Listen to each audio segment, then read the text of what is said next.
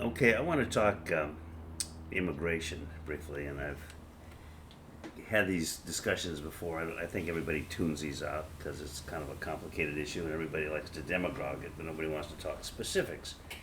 Well, among other things, I do immigration litigation. I've successfully sued the Secretary of State of the United States. This was last year, and also the head of the Department of Homeland Security last year. And one in federal court in D.C. and one in federal court in West Palm Beach. So it's an area in which I know something. And in particular, I've read the statutes, particularly as it relates to asylum. So right now they're squabbling over this bill that looks like the Senate Democrats and Republicans have come close to a compromise bill, and it hasn't been public. The proposals are not public, but we have some information about them.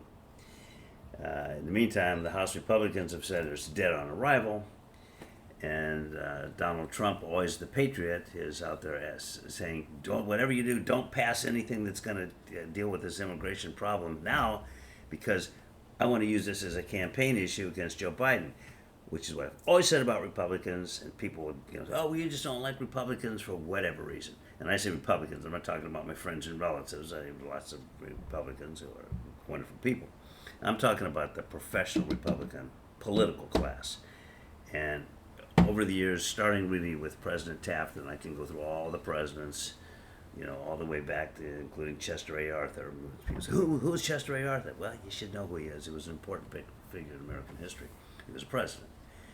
He was Garfield's vice president, and when Garfield was assassinated, Chet Arthur took over. But he was also Secretary of State for a number of different presidents. He was a pretty amazing and accomplished person in his own right. We forget these people, and we shouldn't. So, but starting really with President Taft, who rejected everything that Teddy Roosevelt fought for, and then going all the way up through Harding, Warren G. Harding, Calvin Coolidge, Herbert Hoover. Really, the only, in my opinion, the only solid, responsible Republican president we've had was Dwight Eisenhower.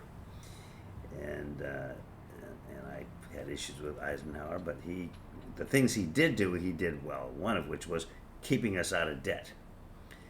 So, but the rest of these people were just been irresponsible as hell, and I can go over this chapter and verse with you with every prominent Republican, really starting with Taft. Actually, going back before Taft, going back to Elihu Root and Senator Conklin from New York during the Grant administration. I spent a lot of time with history. A lot of it's because history is involved in what I do as a federal litigator, particularly constitutional issues and antitrust issues and patent issues, all of which are deeply entwined with that portion of our American history. So, but I digress. Back to the subject, which is immigration. So, I do immigration law, I do immigration litigation, a lot of it involving asylum applications. So, what's going on right now? The proposal that they seem to be ironing out, as in my opinion, is a pox on both their houses, the Democrats and the Republicans, on this issue. They want to play politics with it. Particularly the Republicans want this to be a political issue, as they do with so many issues. They're not interested in the solution. Some are, but so many are not, including apparently the entire Republican House of Representatives and Donald Trump. They want it as a political issue, a campaign issue, not a problem to be solved. And that's the fundamental problem I have with the Republican Party historically. So, but you have some Republicans in the Senate saying, we want to do something about the border. We have an agreement with the Democrats in principle. It looks like it's going to be for real. Now they're backing away from it because of Trump. But here are parts of the deal that I don't like, and bear with me a little bit, because you don't get details. And I watch all these news programs, and nobody gives you any real detailed information about the legal issues, because I guess they think you're too stupid to understand. So what the Democrats and Republicans are both discussing, but primarily the Democrats want, is a bunch of money so they can hire a whole bunch of people to sit there at the border and screen all of these people seeking asylum. You've got lines of people, miles long, lining up to enter this country legally, not illegally, legally, And the basis for coming here legally is they're seeking asylum. So understand the difference so you're not uneducated when you go to your next cocktail party. If someone comes to the border, walks up to the border, says, I have no legal right to be here, I have no papers, but I'm seeking asylum, you have to let them in so they can give you their asylum application. And once there, they're questioned. They're asked, it's a menu of questions. Everybody knows what the questions are. Everybody knows what the answers are. And if they pass, well, guess what? They're given a hearing date and they're let go into the country. And the reason for that is because the law requires, I can't say that enough, that to apply for asylum, you can't do it outside of the United States. You know, Trump had this remain in Mexico garbage where people came up to apply for asylum, and then if they were given a hearing date, they had to go back and stay in Mexico. Well, guess what? The Mexican government's not allowing that anymore. So even if you wanted to do it, that's dead on arrival. The second thing is, that was a terrible situation. You had all these people living in the gutter, packed into these crowded, dangerous conditions. The women there were preyed upon by the young men there who were raping them all over the place. It was a horrible condition. It was a disgrace. And so we stopped doing that. I think there was a couple of court orders even requiring that remain in Mexico policy was illegal. So that's the Republican solution. That's what Trump had it right, boy. Make those people stay in Mexico. They shouldn't have been in Mexico in the first place. But because the asylum statute requires people to come to the United States to apply for asylum, that was a magnet drawing these people from all over South America and the rest of the world to come through South America, right up to the border. Here I am, I'm applying for asylum, you have to let me in. All they have to do is change that law to say that, as is the case with visa applications, you have to go to the U.S. Embassy in your country and apply for asylum there. Now, one of the things people say in response to this, well, yes, but they're fleeing the conditions in their country where they are under attack for their membership of a particular social group, yada, yada, yada. No, most of the people who are coming up here seeking asylum, and I do a lot of these asylum cases, are not fleeing the government. They're fleeing their neighbor, they're fleeing their husband, they're fleeing their boyfriend, they're fleeing the local street gangs. They're not fleeing the government. So there's no reason in the world these people can't go to the American embassy and say, I'm fleeing my boyfriend, I'm fleeing the gangs down the street, I need asylum. And then those initial asylum applications could be considered at the American embassy, and if they're denied, they stay there. If they're granted, then they're given a hearing date, a court date. Hopefully they can find some place to relocate within their country to be safe from their boyfriend in the meantime. And they don't come to the United States. Guess what will happen? The number of people applying for asylum will dry up because they know they're not going to be granted. It's not a ticket into the United States because they're not even going to be allowed to go to the United States to process these applications except in severe conditions. And those can be determined by the people in the embassy where they are. And if they don't have an embassy, like we don't in Cuba, what do we do for Cuban applicants? We send them to another country, to another island nation, where they're processed there. So send these processing applications, change the law. Congress, Republicans, you can change the law. You have the majority. Enough Democrats will join you in case you lose a couple of Republicans on this issue. You shouldn't lose any. And pass the statute that changes the place where people apply for asylum from the United States to their home country or another neighboring country. So that's an easy solution. Why aren't the Republicans doing it? For the very same reason that Donald Trump doesn't want them to do anything about immigration. Now, they want to hold it as a campaign issue because with them it's always about power. It's always about politics. It's always about doing something to win an election. And they know that that is a very emotional issue right now, but with Democrats and Republicans seeing this basically out of control situation at the border, it's out of control because of the way that the asylum statute is written. Hear me on that. So next time you hear Republicans say, oh, it's all Biden's fault. No, it isn't. Change the damn law and you won't have the problem. Now, my criticism of the Democrats. What they're apparently proposing is a bunch of extra money so they can hire more border agents to prosecute, and that I don't mean put somebody in jail, I mean to prosecute these applications for asylum much more rapidly so people are not backed up in these long unseemly lines so they can do it faster. Well, what happens if you do it faster? If you don't change the policy of where they have to apply, what you're doing is just speeding up the process of moving more people into the United States. And that's the Democrats playing politics with this.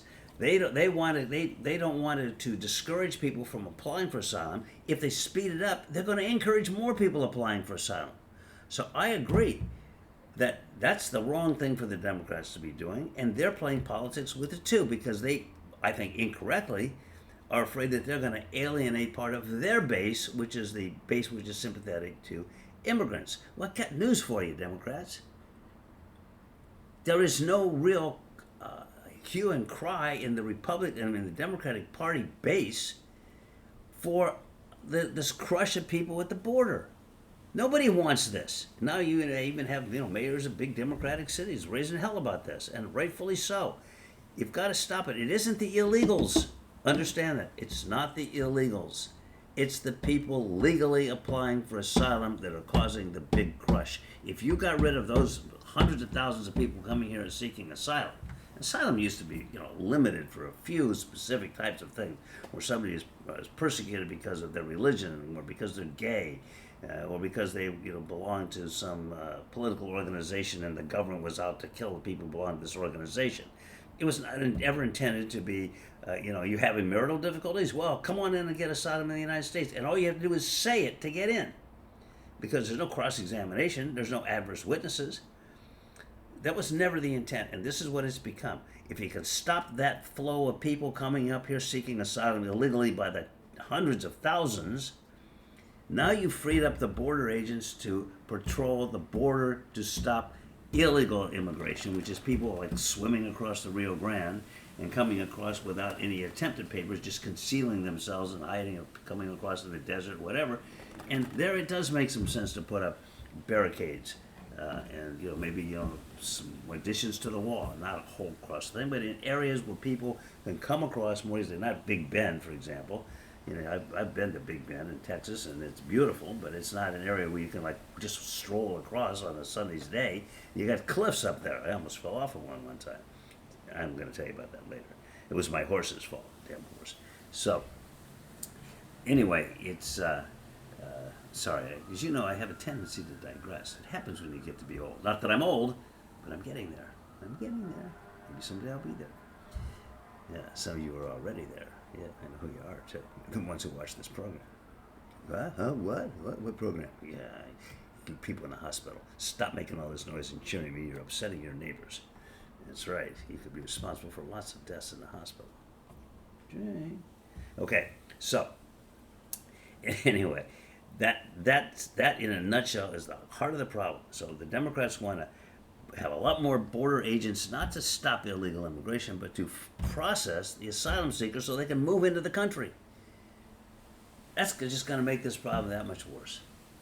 The Republicans want these people to remain in Mexico. It's not going to happen. The Mexican governor's not going to allow it. But they want a lot more money for people for Border Patrol agents to stop illegals, in addition to the people processing the asylum applications.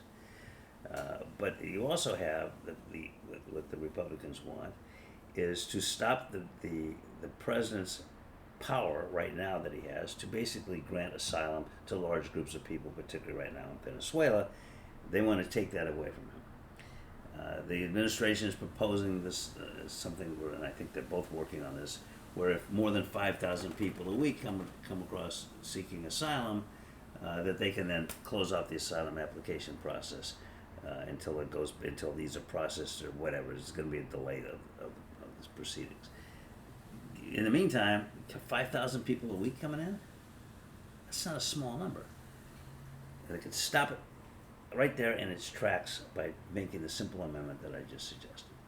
So I don't think any of them are serious about the problem. In the meantime, the problem has now risen up to like the number one problem, particularly among Republicans, that voters see in this country. Inflation's not a problem anymore. Well, I still have to pay a lot of money for my bagels. Well, then don't eat the damn bagels. I mean, and people say, oh, the price of gasoline is so high. Well, then stop driving across the country every time there's a holiday. Every time there's a holiday, we have record numbers of people traveling and burning up gas. But gas prices are going down. They'll go back up again.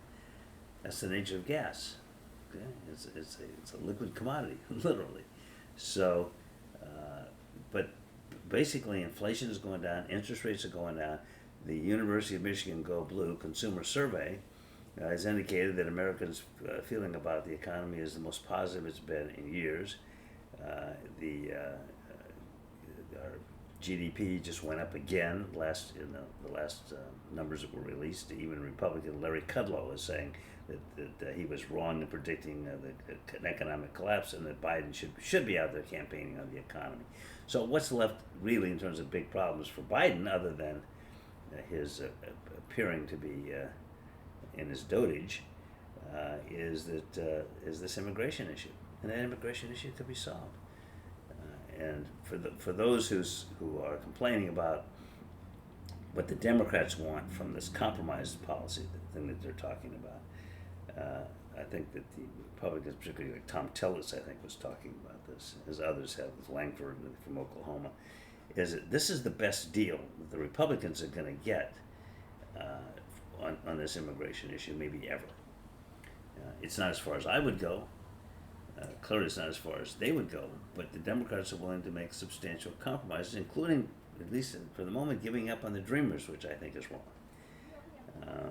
But the Republicans are getting lots of concessions from the Democrats because the Democrats want this issue to go away for the campaign, just as Trump and the House members want this issue to remain for the campaign. So it's all just kind of crappy politics. And I hate to have to bring a negative tone to things, especially because this is Saturday, and tomorrow we have playoff games, and the Detroit Lions are, for the first time in